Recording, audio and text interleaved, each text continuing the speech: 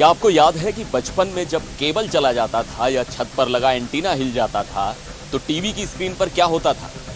Screen पर काली सफेद चींटियां सी दौड़ने लगती थी और छर छर की तेज आवाज आती थी। हम सब उस आवाज से चिढ़ जाते थे।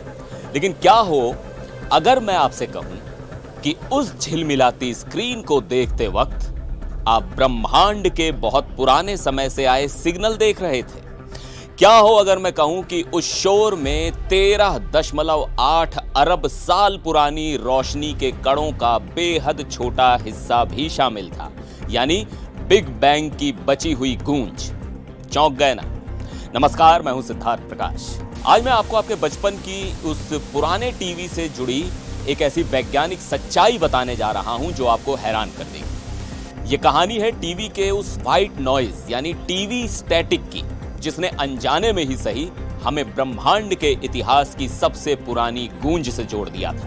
हम सब ने पुराने एनालॉग टीवी और रेडियो का वो दौर देखा है जब कोई चैनल नहीं पकड़ता था तो टीवी पर एक अजीब सी झिलमिलाहट होती थी जिसे टीवी स्टैटिक कहा जाता था। असल में इस स्टैटिक का बड़ा हिस्सा मशीनों और आसपास के माहौल से आने वाला शोर होता था। लेकिन वैज्ञानिक बताते हैं कि इस शोर में अंतरिक्ष से आने वाले बहुत छोटे सिग्नल भी शामिल हो सकते थे, जिनमें कॉस्मिक माइक्रोवेव बैकग्राउंड भी आता है। अब आप सोचेंगे कि यह कॉस्मिक माइक्रोवेव बैकग्राउंड और बिग बैंग आखिर है क्या? इसे आसान भाषा में समझिए। आज से करीब 13.8 अरब साल पहले हमारा ब्रह्मांड बहुत छोटा, बहुत गर्म और बहुत ज्यादा भरा हुआ इंटेंस था। फिर यह फैलना शुरू हुआ। इसी तेज फैलाव को हम बिग बैंग कहते हैं। यह कोई बम की तरह हुआ धमाका नहीं था, बल्कि अंतरिक्ष का फैलना था और यहीं से समय और ब्रह्मांड की शुरुआत हुई। शुरुआत में ब्रह्मांड बहुत गर्म था। समय के साथ यह फैलता गया और ठंडा होता गया। उस शुरुआती दौर की रोशनी में एक हल्का सा असर आज भी पूरे ब्रह्मांड में मौजूद है।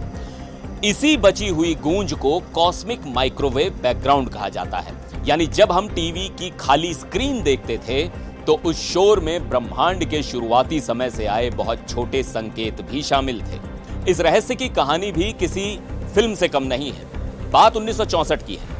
न्यू जर्सी की बेल लैब्स में दो वैज्ञानिक काम कर रहे थे, आर्नो पेंजियास और रॉबर्ट विल्सन।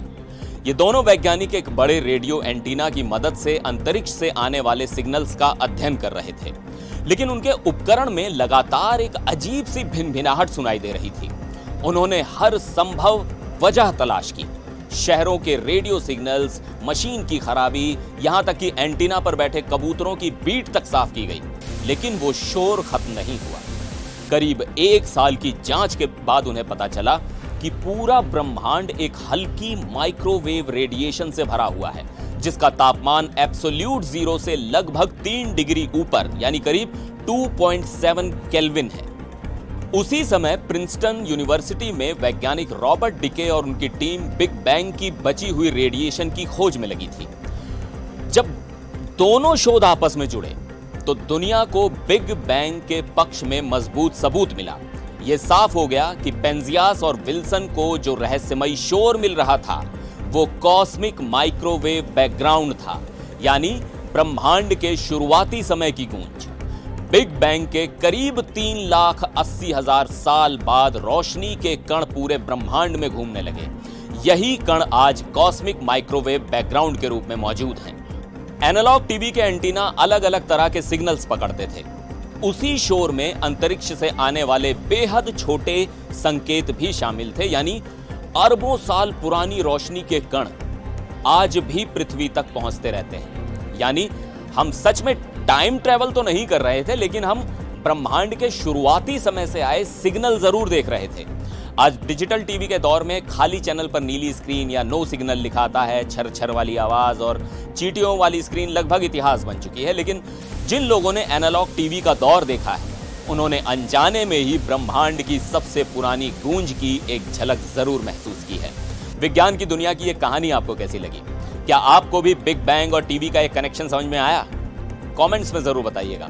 वीडियो पसंद आया हो तो इसे शेयर जरूर करें ताकि और लोग भी जान सकें कि बचपन की वो झिलमिलाती स्क्रीन सिर्फ शोर नहीं थी बल्कि ब्रह्मांड के इतिहास की हल्की सी झलक भी थी। फिर मिलेंगे एक और वीडियो में। आप देखते रहिए एनडीटीवी इंडिया।